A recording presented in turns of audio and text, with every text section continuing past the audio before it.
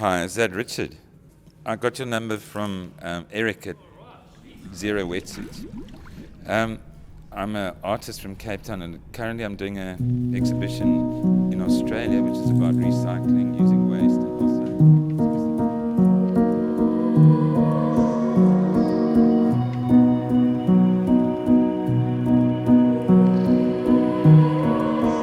and we always discuss seaborne plastics, and people think that they're from people in the sea throwing plastics into the sea, or people at the beach throwing plastics into the sea. But plastics have got such a wonderful attribute that they last forever.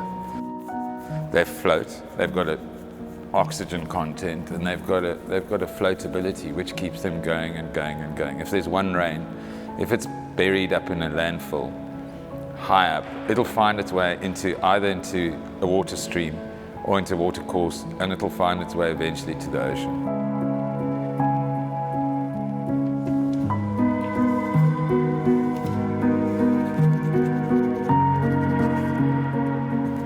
The one thing about an artist is that I think an artist's main mission is to get it done.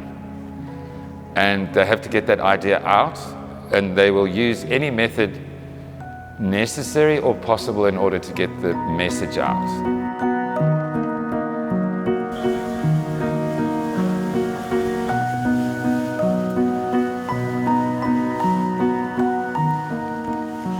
I start getting so specific about the different techniques and crafts that I use that my technique is using other people's systems and then looking at what they do, how they do it, and then I had to go back to the hand, where working with handcrafted people as people have been making things throughout life.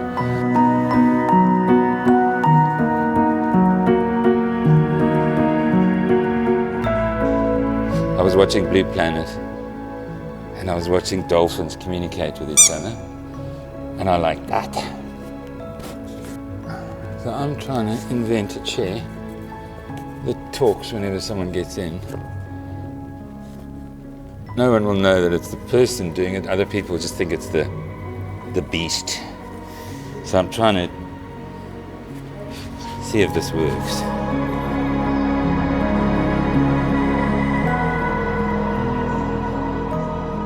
It's hard to change our lifestyles. It's hard to change the convenience which plastic has offered us. That's what I try and look for, the opportunity within a negative situation. I start with a negative and then turn it into a positive, as opposed to starting with a positive situation and trying to work out how I can preserve this. Dis dieselfde plek elke keer. So ek sit dieselfde plek, ek doen dieselfde action, ek doen dieselfde ding. Ja, anders kan ek 'n bietjie opgemors. Sounds like a baby bird calling for food. So it could be very funny. Hopefully.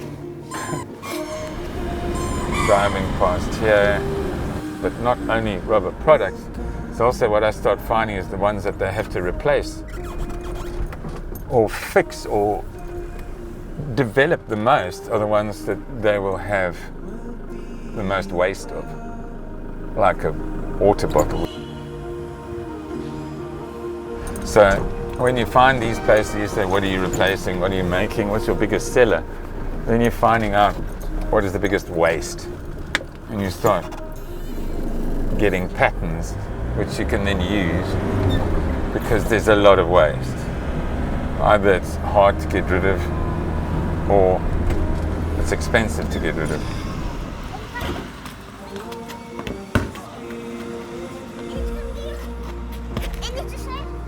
The plastic does not give you convenience. It's only talking to the supply chain and making the supply chain, the packing, the storing, the refrigerating a lot easier.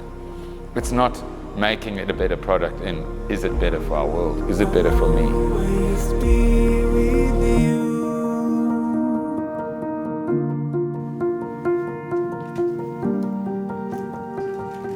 I like to go with the human side, with a connection, and try and make work that is joyful, enticing, alluring, inspiring. Inspiring with a smile and gets people in on a positive level, but once they've spent a bit of time with the object or the animal or the concept, they start realizing the importance of it.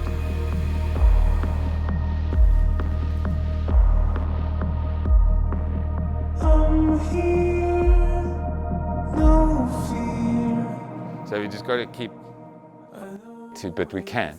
I need a value of insight so that we've got the foam can butt up against that, so that's fine.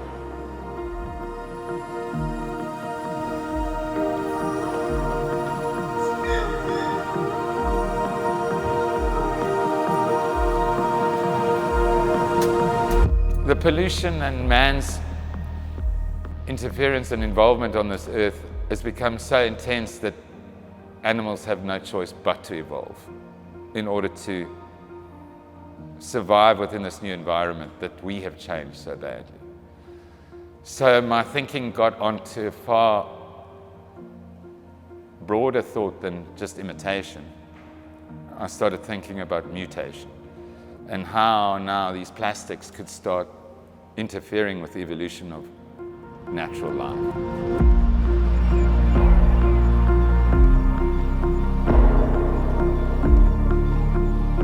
Just working with these pieces, all based on one particular piece of plastic, the sort of top 5 plastics that pollute the world, the oceans.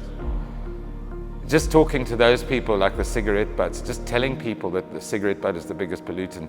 They come back 2 days later and they say, as I was walking to work, I was watching the ground and I just saw cigarette butts.